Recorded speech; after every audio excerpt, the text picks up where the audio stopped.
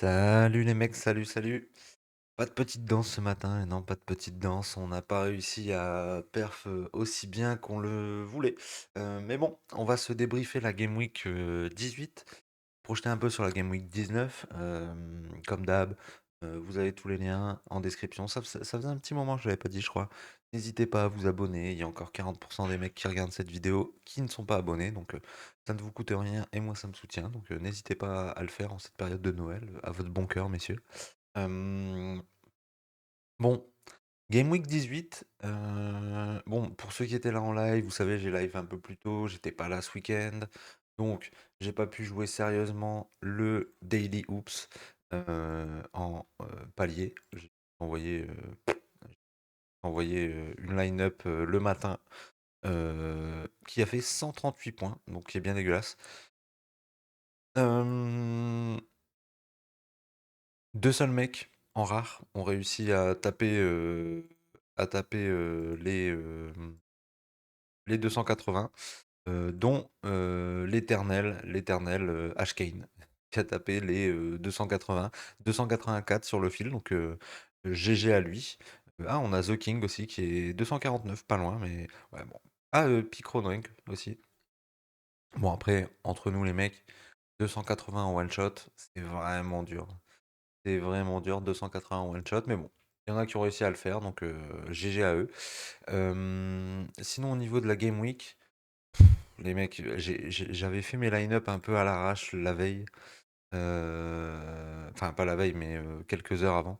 Donc bon, j'ai pas mis les meilleurs L10. Vous voyez, on va revenir un peu sur les surperformers. Ça va être terrifiant pour moi. Ça va être terrifiant pour moi. Bon, directement, un Jimmy Butler à 3 qui me condamne. Qui me condamne, Jimmy Butler à 3. Je décide de ne pas mettre le bon mec du Magic dans cette line-up. Et même Brook Lopez, pareil, bah, c'est pas le bon mec des Bucks. Et donc j'avais la vision de il faut mettre des mecs des Bucks et du Magic. Malheureusement, on n'a pas visé les bonnes personnes. Bon, ici, on aurait peut-être pu faire quelque chose, mais cette Curie directement qui me crucifie. Je prends quand même cette box et une T4. Bon, T4, hein, on n'espère pas grand-chose là-dessus. Mais bon, un petit Jojo qui envoie un 70. Ça aurait peut-être pu être amélioré. C'est peut-être Jalen Duren, ou enfin, je sais pas. Il y avait peut-être une autre combinaison à trouver. 207 points, ouais, bon. Voilà, voilà. Ici, on fait 132 en, en champ. C'est très très bas, 132 en champ. C'est un score de underdog. Mais bon, on va se refocus. Cette fois-ci, on sera en live ce soir. Les horaires de d'habitude.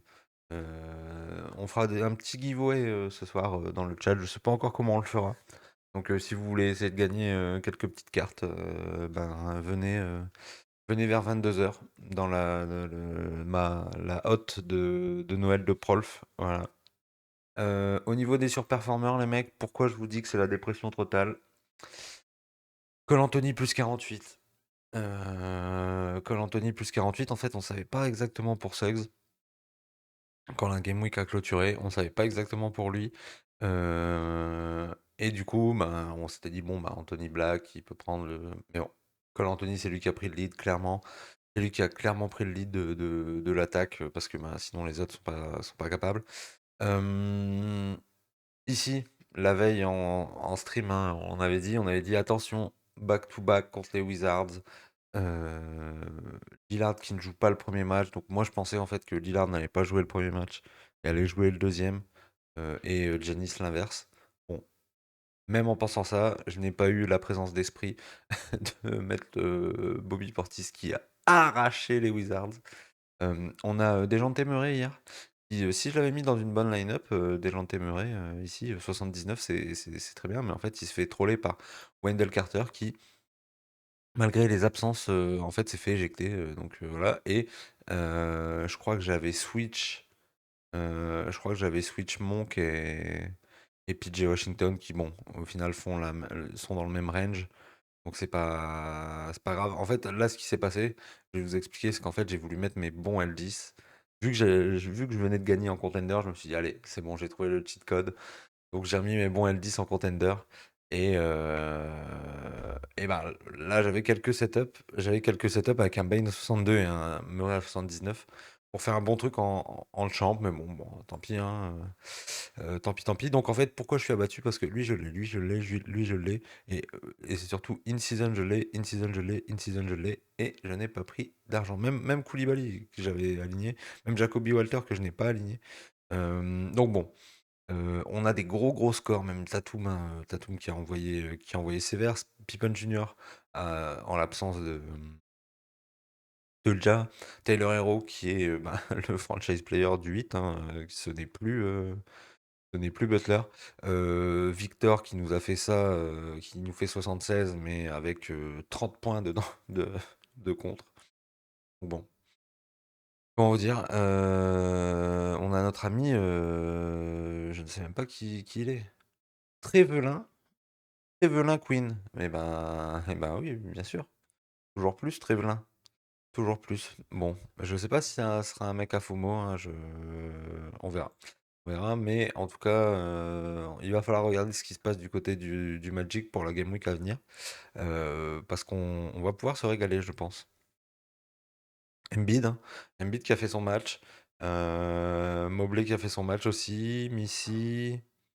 Drew Smith, toujours un peu l'éternel. Plus 15 pour Hardaway. Plus 14 pour Caldwell Pope. Larry Nance qui, bon, il fait son petit 32 des familles, mais je sais pas si dans la Game Week ça aurait été assez pour.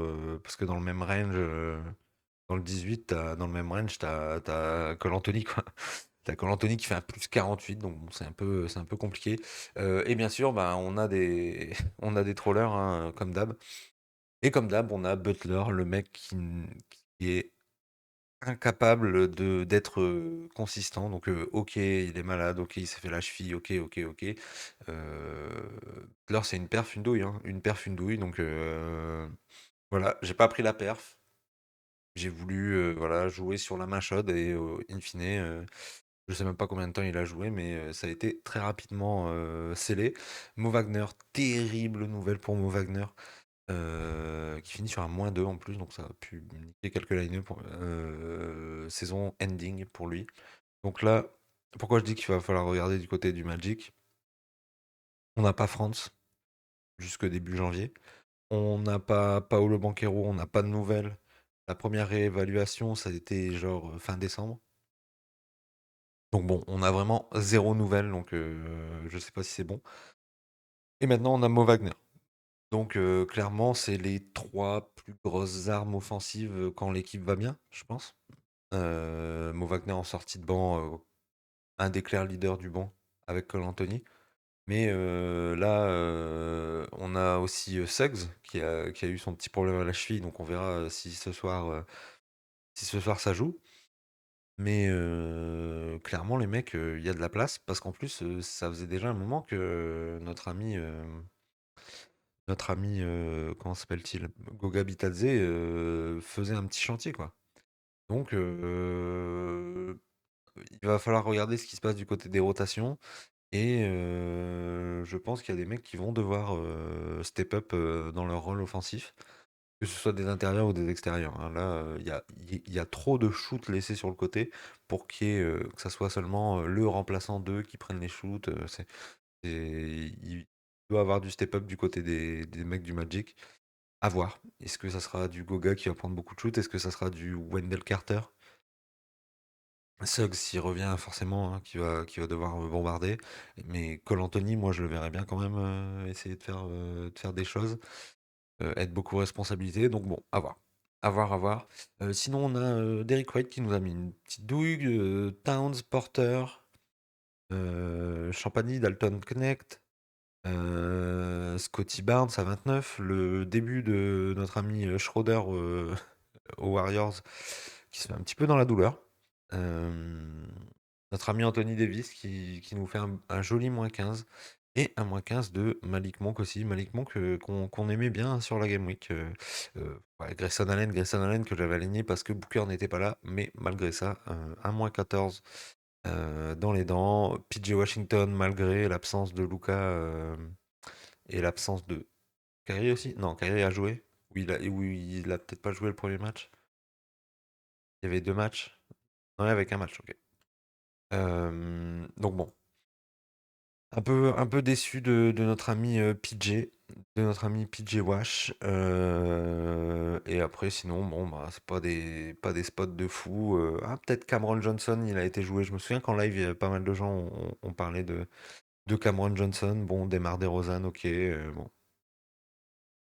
Gershon qui est un peu dans un petit trou en ce moment au niveau de score so rare, là. C'est un petit peu compliqué.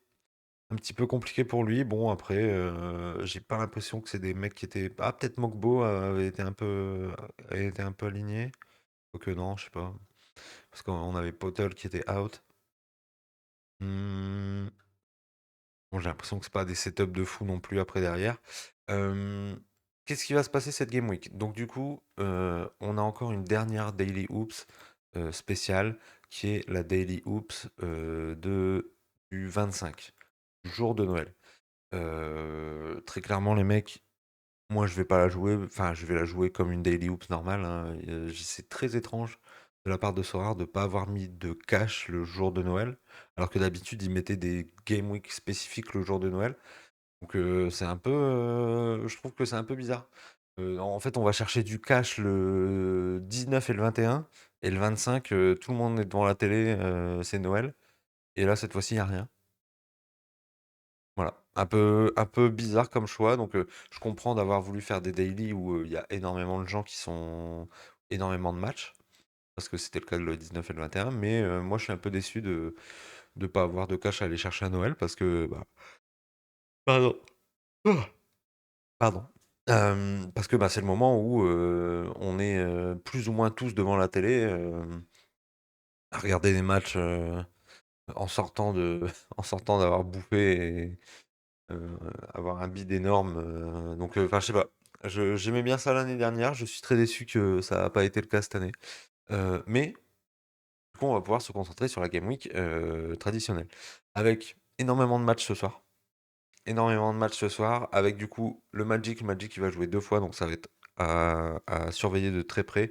Magic qui va jouer les Celtics et qui va jouer, le Heat, jeudi soir.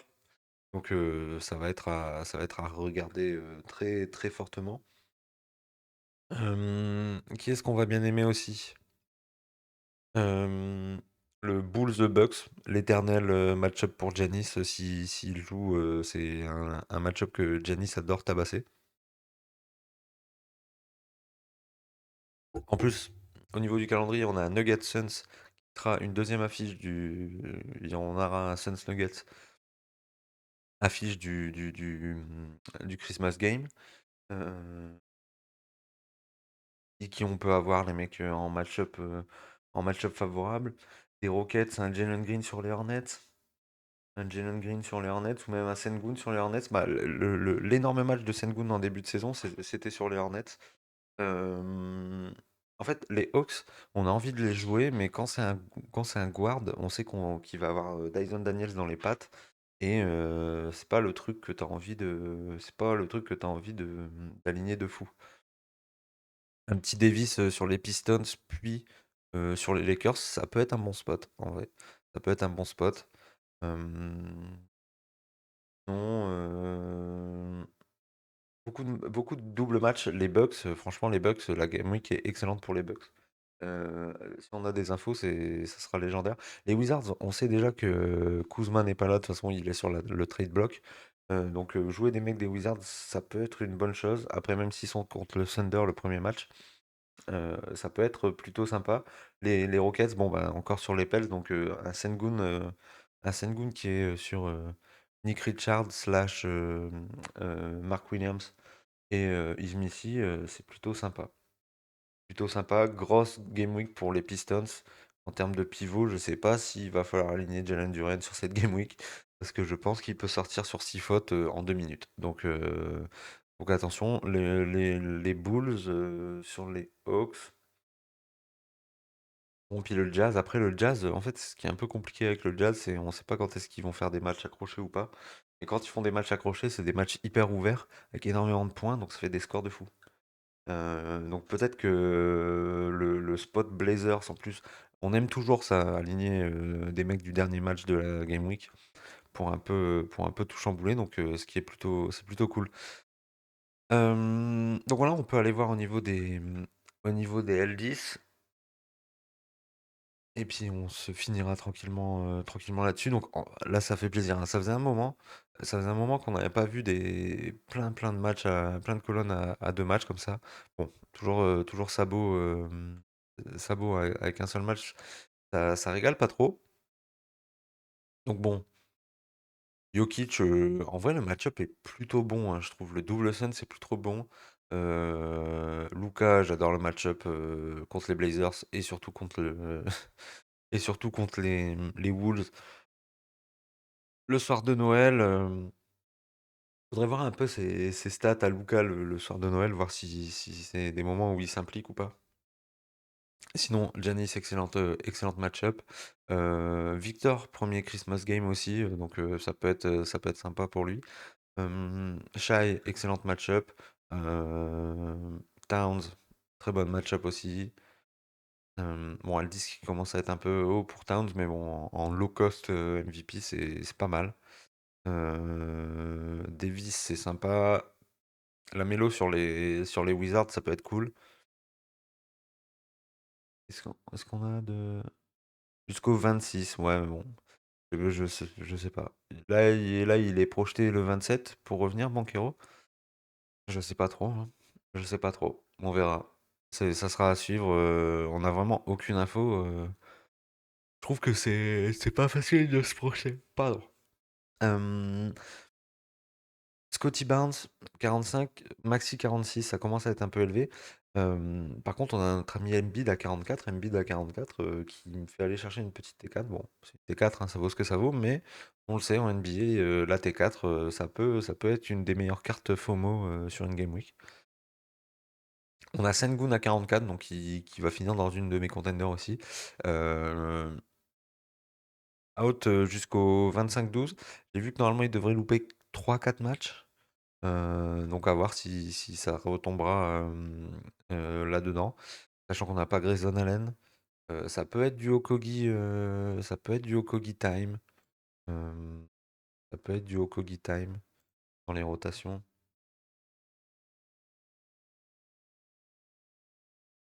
Ryan Dunn. Bon, Ryan Dunn qui peut avoir un petit peu de place. Mais, mais Josh Okogi qui a aussi pas mal perf. Je sais pas ce qui s'est passé au dernier match. Il est pas rentré. Notre ami est pas rentré et du coup c'est Ryan Dunn qui a croqué. Ouais, non, sur son temps de jeu habituel. Donc bon, à voir comment ça va chambouler les rotations, de pas avoir Booker plus Allen. Sûrement Durant qui peut faire de très grosses perfs. Euh, Haliburton, bon, pourquoi pas. Butler, je le vois, je suis en dépression. Barrett, notre ami RJ, putain, Edwards qui tombait à 40. Edwards qui tombait à 40, normalement, c'est des moments où on l'aligne un peu les yeux fermés, hein, historiquement, notre ami. Bronson à 39, c'est sympa, c'est vraiment sympa aussi. Ja Morant, 39, à voir physiquement comment il est, mais ça peut être vraiment cool. Bon, là, énormément de mecs out.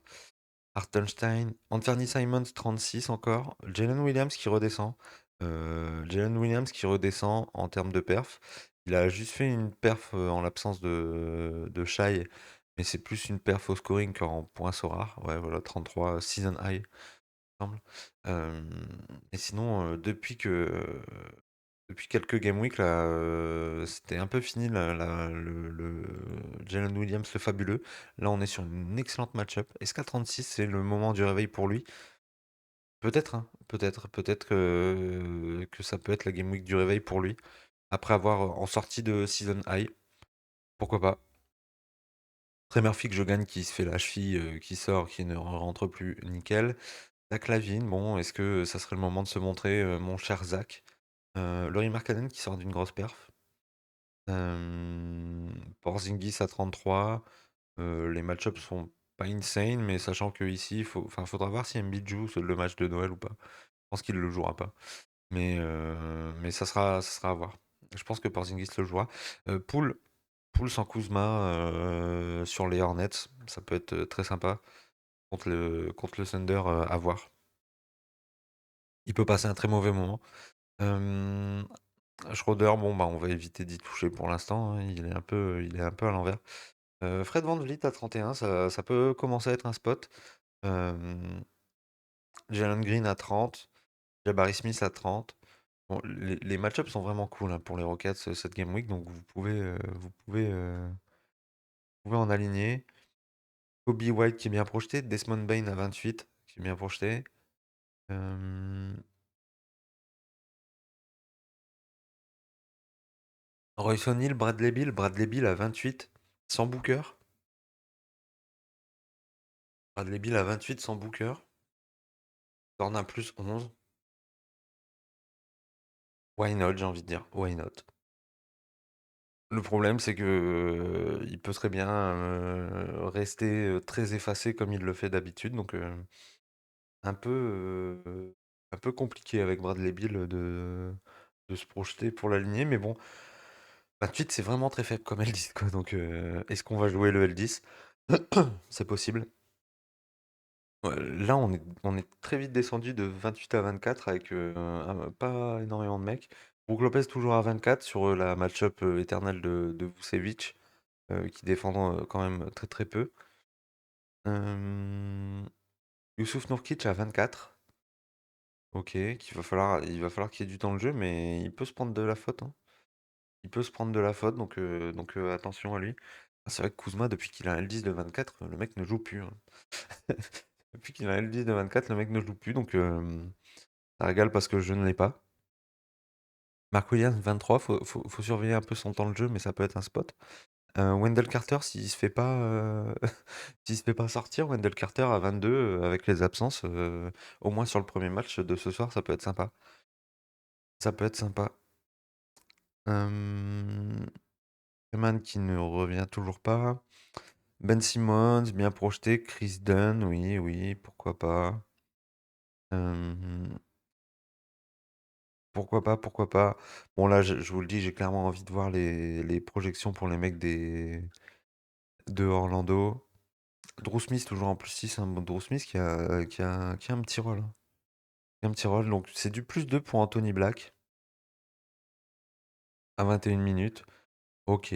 Ah, c'est sûrement, j'ai dû passer à côté de Suggs, mais Suggs doit être projeté in pour ce soir. Euh, Tim Hardaway plus 2, Mason Plumlee plus 3, AJ Green plus 6, Tristan da Silva plus 7. On a qui? Et ouais, du coup, on a Cole Anthony qui lui est projeté en plus 10. Putain, j'ai 2 Cole Anthony, j'en ai pas mis un. Ah! J'ai 2 Cole Anthony, j'en ai pas mis un, putain! Putain! Donc bon, on va essayer de jouer à contretemps, hein, encore une fois. On va essayer de jouer à contretemps des perfs.